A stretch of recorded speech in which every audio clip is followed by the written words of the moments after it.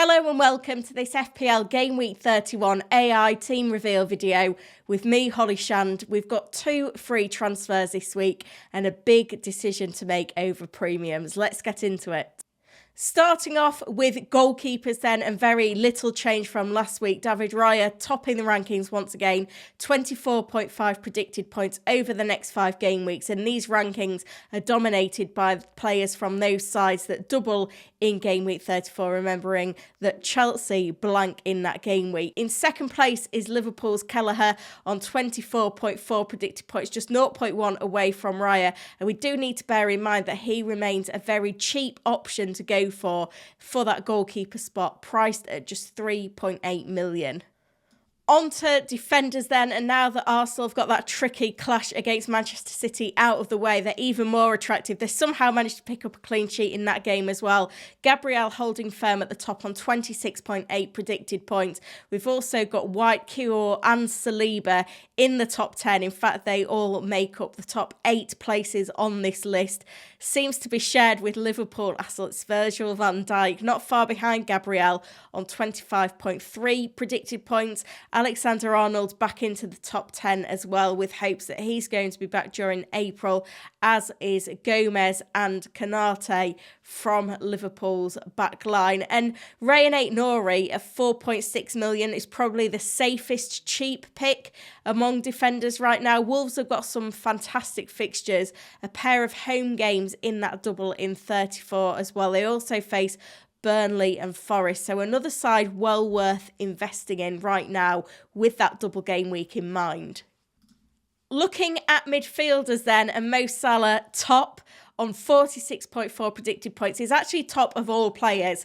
Removing Haaland from that top spot, largely helped by the fact that he has 6 fixtures in his 5 game week period compared to Haaland's 5. Saka in second place, even though he's been struggling for fitness in recent games, and he's one of 4 Arsenal players to make the top 10. We've also got Havertz, Odegaard and Martinelli, so if you're not sold on Arsenal's Saka's fitness right now, there are options to go elsewhere in the Arsenal attack. We've still got Eze ranking highly in third place, 32.5 predicted points. He's one to keep an eye on. And despite the fact that Spurs blank in game week 34, Son still makes this top 10, as do Palmer and De Bruyne, players that only have 5 games in the next 5 game weeks compared to their counterparts that, of course, have 6. Looking at forwards then, and Haaland, despite only having 5 fixtures, still tops the rankings, 39.1 predicted points over the next 5 game weeks. In second place is Wolves' Matheus Cunha, who's expected to be fully fit for the midweek game week 31, and he does have a good record against most of his upcoming opponents that he's attacking returns against already this season. Darwin Núñez into third place on 31.9 predicted points, despite blanking last time out. Solanke and Jackson in there as well. Remember, Jackson is 1 yellow card off a suspension. If you've perhaps playing a free hit in game week 34, you may want to look to Newcastle United's Alexander Isak, who should be set for a run as number 9 with Wilson out, providing he can stay fit. He has played 90 in each of the last 2 games, which is absolutely encouraging there as well. And Watkins down in 8th place, flagged with injury as well, a hamstring issue. We don't know for certain at the moment whether he'll be available for game week 31 or not, but this ranking could be a good excuse now to sell. It was a very small red arrow for the AI team in game week 30 then, down to 158k overall. 59 points, not bad. We did have plenty of defensive issues too. To get a full 11 out, we did well. And then the clean sheet points from Gabriel and Moreno were very much needed.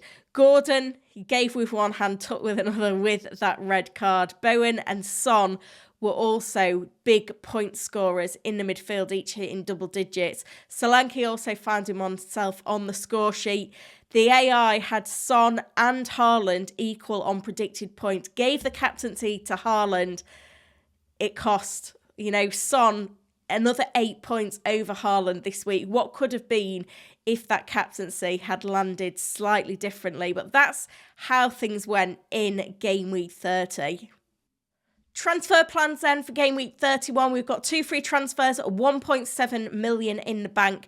Chip strategy now locked in using free transfers before wildcarding and potentially 36, but it could be 35, and then bench boosting in the final big double of the season, which hasn't yet been announced, but will be double game week 37. So that's got to have some bearing on transfers now, with double game week 34 in mind. And the transfers that the AI recommends this week may on paper shock you, but when you look into it, they probably do make sense. So, you know, given the lack of depth in the 15 in our squad, that red card and suspension for Gordon is a problem. So the AI suggestion is to go from Gordon to Salah, and to fund that move, going from Haaland to Darwin. Seems really strange and quite scary to sell Haaland, but when you think that the 2 players that you're bringing in are going to give you 3 extra fixtures, because obviously Gordon is suspended. Haaland only got the single fixture coming up as well. That's what makes it so important with these moves. And Liverpool have got a great run of fixtures. Salah is kind of on an equal pegging with Haaland at the moment in terms of captaincy in any given game week as well. So with those 2 frees, those transfers do make sense if they do seem a little scary. The alternative move is to just use 1 transfer to take out Gordon for Palmer, which obviously would have a big bearing on the next game week, but then they are quite similarly matched for points predictions over the subsequent game weeks. Obviously, neither of them double in game week 34, which does reduce the appeal, because we want to get as many doublers into the side as possible in this time, and certainly getting those extra 2 is quite important. No Watkins certainly helps, but there are, you know, still 3 more flagged players in this side even after making those 2 frees. Team selection time then, and with those transfers made, 90% is the team rating with 67.8 predicted points. A dilemma in goal: Neto at home to Crystal Palace and Dubravka at home to Everton, both on 4.1 predicted points. The AI does just give Neto the nod between the sticks over Dubravka though, and the defence picks itself given that Baldock is injured. Obviously we don't want to play Alex Moreno either away at Manchester City, so it's Gabriel at home to Luton, high hopes for him. Trippier, who's flagged, home to Everton, and Charlie Taylor at home to Wolves. It's nice to see a sea of home fixtures in the defence, even if maybe expectations of clean sheets aren't as high for some of those fixtures. Into the midfield then, and on 8.3 predicted points, it is Salah who is clear for the armband, alongside Son on 6.7 predicted points. He gets the vice-captaincy. Saka at home to Luton. Hopefully he will be fit for that one. Foden at home to Villa, and Bowen at home to Spurs. In fact, the whole 11 have a home game this week, which is pretty exciting. Certainly helps with those midweek deadlines. And then Solanke at home to Crystal Palace, and Darwin at home to Sheffield United. Feels like a strong squad. There isn't much on the bench though, with the flagged Archer on 1.9 predicted points away at Liverpool, the main sub. You can often need the bench when you've got these midweek deadlines. We tend to see a little bit more rotation than we would normally on the weekend, so that's something to watch out for. I haven't made the transfers yet. I will lock those in tomorrow at around 4 o'clock once we've had a few more managers' press conferences. So that will be all confirmed on the Fantasy Football Hub website at 4 o'clock on Tuesday. If you want to access that with a membership and a 7-day free trial, you can do so using the link in the description to this video. Thank you for watching.